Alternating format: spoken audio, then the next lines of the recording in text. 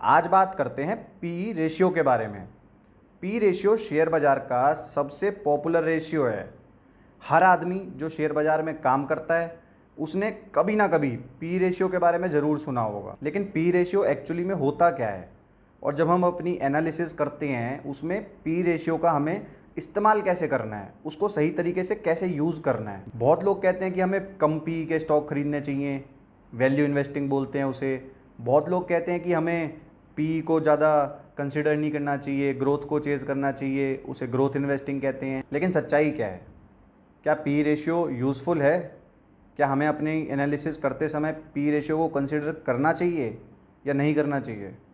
और अगर हमें उसको कंसिडर करना है तो हमें उसको किस तरीके से यूज़ करना है अपनी एनालिसिस में? बहुत सारे लोग मार्केट में पी रेशियो को बस सिंप्लीफाई करने के चक्कर में कोई एक नंबर बता देते हैं कि भाई 15 का पी, 20 का पी, आपको इसके नीचे के स्टॉक खरीदने हैं। लेकिन वो सही तरीका नहीं है पी रेशियो को एनालाइज करने का। अलग अलग कंपनी को अलग अलग पैरामीटर्स पे एनालाइज करना पड़ता है, और पी रेशियो भी हमें कंपनी स्पेसिफिक एनालाइज करना पड़ता है। एक पी रेशियो का नंबर हम अक्रॉस कंपनीज नहीं चला सकते, अक्रॉस सेक्टर्स नहीं चला सकते। जिस कंपनी को हम एनालाइज कर रहे हैं हमें उसके हिसाब से कुछ पैरामीटर्स पे डिसाइड करना होता है कि हम इस कंपनी के लिए कितना पी रेशियो पे कर सकते हैं। सबसे पहले मैं आपको बताता हूँ कि पी रेशियो होता क्या है।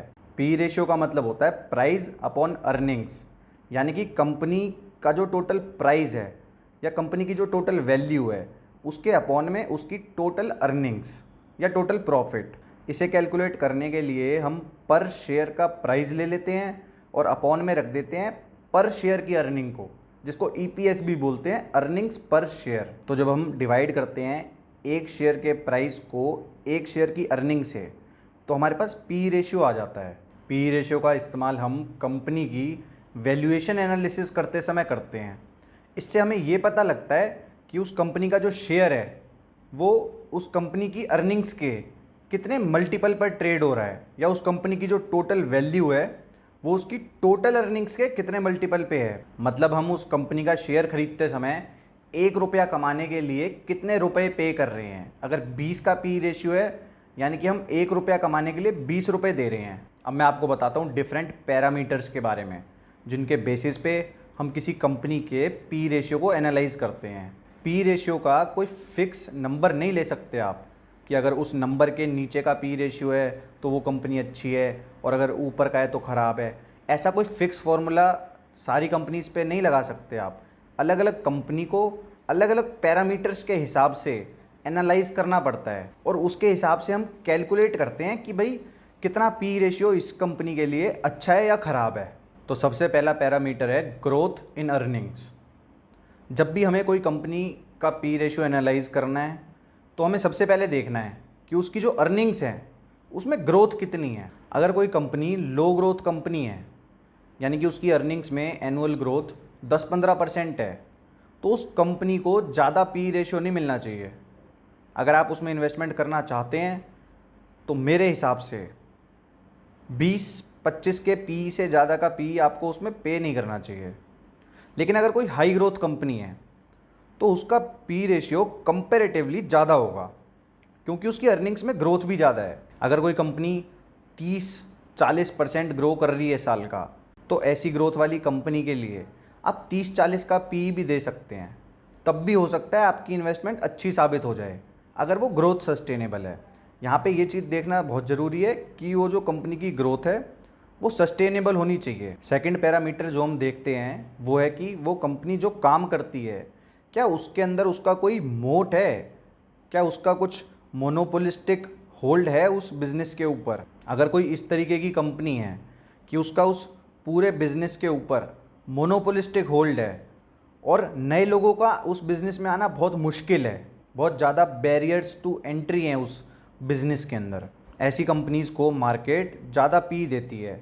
और अगर हमें भी कभी ऐसा कोई बिज़नेस ख़रीदना है तो हमें भी थोड़ा ज़्यादा पी पे करना पड़ेगा। आप देख सकते हैं जैसे बीएससी है तो हमारे इंडिया में 2 ही मेजर स्टॉक एक्सचेंजेस हैं, नेशनल स्टॉक एक्सचेंज और बॉम्बे स्टॉक एक्सचेंज, और इनमें से मार्केट के अंदर लिस्टेड सिर्फ बॉम्बे स्टॉक एक्सचेंज है आज के टाइम पे। तो बॉम्बे स्टॉक एक्सचेंज का पी रेशियो आप देखेंगे तो काफ़ी महंगा लगेगा लेकिन उसका रीज़न यही है कि सिर्फ दो ही प्लेयर हैं पूरी मार्केट के अंदर। एनएससी अभी अनलिस्टेड मार्केट में है और उसका पी रेशियो वहाँ पे भी अच्छा खासा हो गया है।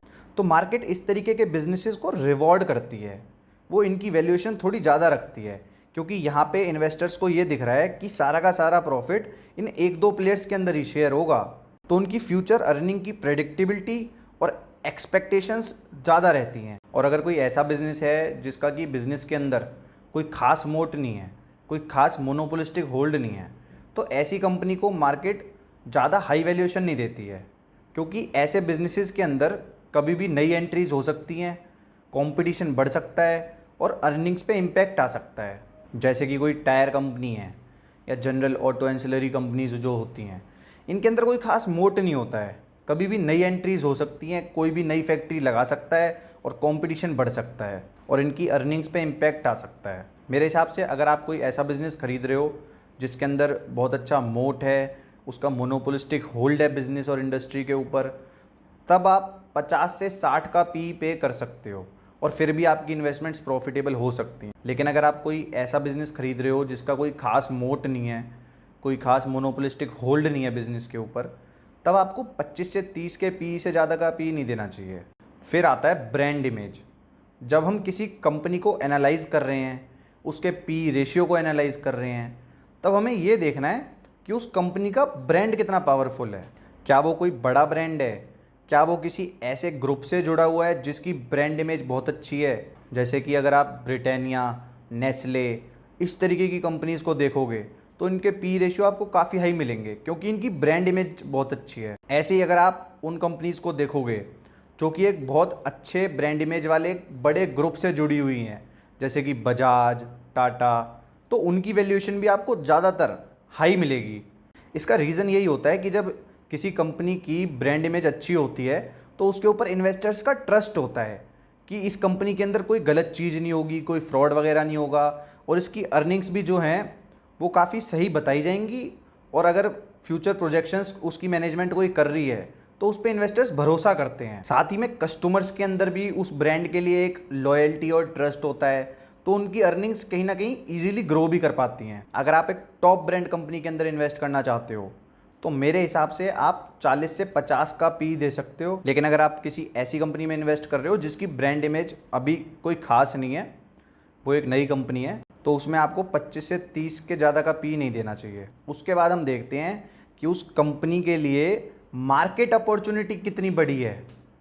अगर आज वो छोटी कंपनी है लेकिन जिस वो इंडस्ट्री के अंदर है उसके अंदर बहुत ज़्यादा हाई ग्रोथ एक्सपेक्टेड है आने वाले समय में, या फिर उस इंडस्ट्री का ओवरऑल साइज़ बहुत बड़ा है, मतलब उस कंपनी के पास काफ़ी स्कोप है एक बड़ी कंपनी बनने का, तो इस चीज़ को, इस अपॉर्चुनिटी को मार्केट रिवॉर्ड करती है। मार्केट ऐसी कंपनीज़ को ज़्यादा पी देती है। जैसे कि आप देख सकते हैं जो आज ड्रोन्स बनाने की कंपनी है या एंटी ड्रोन्स बनाने की कंपनी है, उनको काफ़ी ज़्यादा वैल्यूएशन मिल रही है। उसका रीज़न यही है कि ड्रोन की जो मार्केट है वो काफ़ी बड़ी बन चुकी है और आगे भी काफ़ी बड़ी बनने की एक्सपेक्टेशन है। तो इस मार्केट के अंदर काफ़ी बड़ी अपॉर्चुनिटी लगती है इन कंपनीज़ के लिए, इसलिए ये कंपनीज़ ज़्यादा पी पे ट्रेड होती हैं। लेकिन अगर कोई 8-10 लाख करोड़ की मार्केट कैपिटलाइजेशन वाला बैंक है तो उसको बहुत ज़्यादा हाई पी नहीं मिलेगा, क्योंकि उसके लिए फर्दर ग्रोथ उतनी आसान नहीं है, बहुत ज़्यादा तेज़ी से ग्रो करने का उसके पास स्कोप नहीं है। तो अगर आप कोई ऐसी कंपनी खरीद रहे हो जिसके लिए मार्केट अपॉर्चुनिटी बहुत बड़ी है, उसके लिए ग्रोथ का बहुत स्कोप है, वहाँ पे आप 40 से 50 का पी पे कर सकते हो। लेकिन अगर आप कोई बड़ी कंपनी खरीद रहे हो जिसमें कि ज़्यादा ग्रोथ की अपॉर्चुनिटी नहीं है, तो वहाँ पे आप 20 के अराउंड का पी पे कर सकते हो, उससे ज़्यादा नहीं करना चाहिए। एक और ज़रूरी पैरामीटर जिसके बेसिस पे हमें किसी कंपनी का पी रेशियो एनालाइज करना चाहिए वो है पी रेशियो ऑफ कॉम्पिटिटर्स, यानी कि उस बिज़नेस की इंडस्ट्री के अंदर ही जो बाकी कंपनीज़ हैं जो लगभग उसी के साइज़ की हैं, लगभग उसी के जैसी ग्रोथ रेट पे ग्रो कर रही हैं, उन कंपनीज़ का क्या पी है, वो कंपनीज़ किस पी पे ट्रेड होती हैं। उन कंपनीज़ से हमें इस कंपनी को कंपेयर करना है और हमें देखना है कि इस कंपनी का पी उनके मुकाबले सस्ता है या महंगा है। क्योंकि अगर ज़्यादातर चीज़ें सेम है, मार्केट अपॉर्चुनिटी सेम है, ग्रोथ सेम है, कंपनीज़ का ब्रांड भी लगभग सेम है, तो आज नहीं तो कल इनके पी रेशियोज भी लगभग सिमिलर हो जाएंगे। तो अगर हमें किसी कंपनी के अंदर बारगेन मिल रहा है, डिस्काउंट मिल रहा है आज की डेट में, तो हम उस कंपनी में इन्वेस्ट करने के लिए सोच सकते हैं। तो ये कुछ पैरामीटर्स थे जिनके बेसिस पे आपको किसी कंपनी के पी रेशियो को एनालाइज करना चाहिए। अगर आप इस तरीके से इन पैरामीटर्स के बेसिस पे कंपनी को और उसके पी को एनालाइज करोगे तो आपको रियल पिक्चर समझ में आएगी कंपनी की, और ये समझ में आएगा कि इस पर्टिकुलर कंपनी के लिए मैं कितना पी पे कर सकता हूँ और कितना पी मुझे पे नहीं करना चाहिए। कितने पी रेशियो पे अगर ये स्टॉक ट्रेड कर रहा है तो वो स्टॉक सस्ता है, और कितने पी रेशियो पे ये स्टॉक महंगा है। इस तरीके से एनालिसिस करके आप समझ सकते हो कि किसी स्टॉक की वैल्यूएशन इस समय अच्छी है या ख़राब है। क्या आपको उस स्टॉक के अंदर इन्वेस्टमेंट करनी चाहिए या नहीं करनी चाहिए।